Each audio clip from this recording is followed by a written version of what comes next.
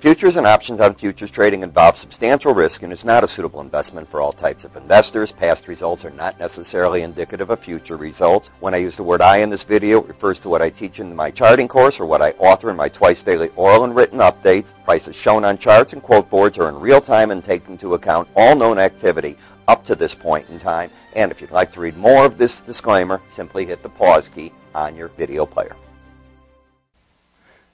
Well, good day, everyone. Ira Epstein, and here we are on another fairly active day. In fact, today's activity picked up quite a bit, and this is Thursday, the 17th of November, 2011. You know, you look at the stock market, honestly, on this break, this is a normal down 100 points or up 100. You're not normal in the NASDAQ, down 43, but the S&Ps is just a more normal day. Yet if you watch the newscasters, they panicked. I think they did. A lot of investors. Oh, we're going to crash. We're going to come falling apart. The one thing I like to do is look at charts to get an idea of what the market's doing. My good friend Mark Leibovit, who could not come on this week, he's at a conference. Yesterday, I'm sitting and I'm reading, and all of a sudden he comes out with signals based on his volume reversal where he was buying the inverse ETFs in the gold and silver. I mentioned it to my office, and they said, well, what are you guys doing? Me. For recommendations, that is, for my clients. I said, nothing. I've had the clients in cash now for a while, and that's where I want them to stay because the charts just look iffy to me. Mark proved to be right. Look at this break today. One heck of a break in the market. So I can expect maybe another day of some follow-through and test. And what we're doing is we're challenging the support back from the 30 to 35 level. So this upper level, it's a challenge of this break. When I widen the chart out, you get to see that pretty easy. Are you going to go back down here into the $26 mark? Well, if the market got into a total panic, yes. You'll say, why aren't people buying silver and gold? You've got all this world unrest. Where is everybody? They're in cash or going to cash. That's what's been basically going on. You're scaring the heck out of people when you watch Spanish and Italian debt approaching or over 7%. When you're not seeing enough done in austerity measures, there's a lot of talk, but there's no enactment. When we look at the super committee in America accomplishing nothing, a total of nothing, what is the point of all this? We can't do anything under this current Congress. We are hamstrung and tied, and guess what? If America did something right, and if America made these cuts, you'd start giving confidence to other places. What I'm noticing, and I'm going to say it, is there's a total lack of world leadership right now. And somebody's got to grab the world and make things appear to be getting better, enact things. When that is done, trading is as much psychological as it is anything else. And what you're looking at is the break in this market because silver is an industrial, partly industrial metal. So the demand for it's eroding as the market is coming down here. But it's been here, done that. This is not uncharted territory. I don't think you're going to crash in the silver. Yeah, you can go back to the 30 level. So I've made a big statement. It'll go down less than it fell today. Okay. The market broke out of its triangle pattern that it was forming today. This was the market through yesterday. And here's the 18-day average of closes, and I had made mention that how many times are we hitting that number? We've been going back and forth over that, and that the path of least resistance at this point, you had made lower highs, but you had higher lows. So we had to see if this current low is going to take out 33.13. It did so today, and of course that caused the vacuum to the downside. Then you're looking at a market now that's got a 34.07 resistance point. When you put on the moving averages, and I backtrack, just backtrack to yesterday. No more. You can see where the market was stuck between the 18 and 45-day average. If that part lets go, which it did today, then you got to ask yourself, well, how far down can the market move? There are no moving averages under you at this point to offer support. So I go to the Bollinger Band theory. And the Bollinger Band came in at 32.25, and it's narrowed itself in very large. That adds to more bearishness. The fact that the market is under it, yes, I'm expecting the market to get back up and over it shortly. The word is shortly. I can't tell you the day. And I'm expecting this band for the lip to widen out even further. It's similar to what it did here, and it's going to widen out. This time to the downside is my guess a bit. The key in the market is not to take out 34.92 again. The bears are in control of this market at this point in time, and you're not even oversold. You have downside momentum. But do you sell short or buy at a Bollinger Band? If you bought the Bollinger Band up here, you got yourself hurt. Yes, you had that one huge break for 2 days, and you can get that again in silver where you stayed under it. But more times than not, you bounce around the bottom of it or the top of it until a move happens. You narrowed in here and you broke down. That's the similar part to here. So certainly a bullish condition is not warranted at this point in the market. The question is, does the market quickly get over the Bollinger Band or add another leg? Right now it's favoring that other leg. The copper market's not the same story. Copper hasn't even hit the Bollinger Band bottom at 330, 330.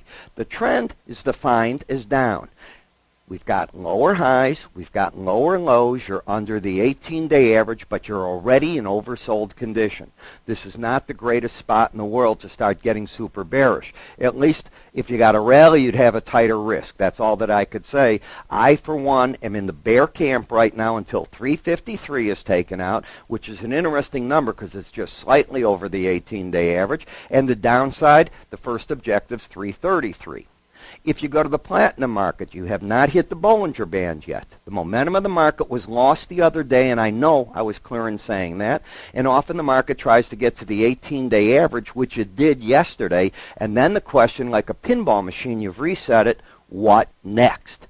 Well, what next unfolded today with the market just working its way lower. It's not a crash. It's working its way lower. 1569 is about where I'm looking for the market to try to get to about $13 lower and see what it does there. Then we get to the gold market. Now, if you're a theorist like I am in charts, you've had a pattern of lower highs, and now you had the lower low back here. I think you'd look at that. You got up. This low took out that low. We then came up, we're at 1799. We start working ourselves against the 18-day average. I'm looking at the stochastic again lose its embedding. The reading here is 78.88. You don't have both the red and the brown line over 80. This was yesterday. The question is, you hit the 18-day average, which you had not done. 1756.90 was that number. 1753.60 would have been that number today. It's like a pinball game. Now you go into a reset, and the market ended up even working lower. It didn't just gap lower, it worked lower. So I was asked today, where do I think that the gold market might see its first support? I'm going to go right to the Bollinger Band, 1697. Is there anything bullish about that number? No, because the pattern is still one of lower highs and lower lows. I've put back on the chart that 1621.70 level. That was July 31st close. To me, that's the number that I'm looking for. If the market got down there, I would think that you start looking at maybe some call strategies to see, again, what you can do on the upside of the market from that level. Right here, the bears have control. Their objective, as I see it, is 1697. You know, I want to remind you all that I'm coming out with a new product, and I'm taking, just like Apple would do, a pre-order list. It's free, and it's got quotes. When I say static, if you have a trading account with us, you'll hit a button, and it's going to give you a live quote right in that minute. It's going to do a flash. Why aren't we streaming? Was a question that I was asked. We turned it on in our office to stream, and we burned through batteries like you can't believe because it's constantly calling back and forth for the quotes. So on a mobile phone, I think you're better off without the streaming quote, at least this technology that we're using, which I think is the top end of technology. I've never seen anything as good as this. Order entry will be there if you're an account of ours. News, and I'm talking real news. Weather reports will be there for you. You'll be able to see the different maps. If you're a grain trader, you're looking at energy prices. Audio analysis. My videos, you want to watch them? They'll be in here. So it's free to try out. Absolutely free.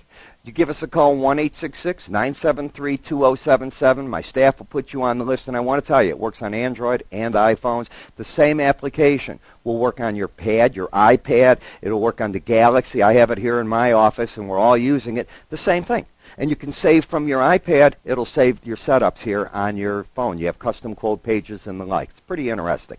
Okay, let's get back to the market for a moment. We then get to the natural gas. Now, just yesterday, please go and look at yesterday's tape. I predicted the market was going to make a run to get on the other side of the Bollinger Band because you had 4 days in a row down. I have seen this year for the first time ever 7 days in a row down in the stock indices when they broke real hard at the end of the summer. That was it. typically, and I stay with typical because anything can set you out of a norm, and if you build your strategy for that extreme, not the smartest thing in my opinion. So you get your bounce. Not a trend change, just a bounce. As long as stochastics stay embedded, this is a bear what? It's a bear market rally. It's a bull trap. I don't know how high it'll go, but you wait and you see where the market's going to head on that. Here's the Brent. You've broken the back of the market. Remember what I talk about often. I say buying a Bollinger top or selling a Bollinger bottom, I don't think is the right thing to do. It's my philosophy. Well, if you bought up there, you're so far underwater you don't know where you're going. The trend of the market is lower highs, lower lows. You could work lower. Bollinger Band bottom might be a good spot for this market to go. So I can make an argument here that we're going to drop down towards that 106 area before it's all done. Momentum certainly coming down in the market. Cotton market, limit up to a limit down.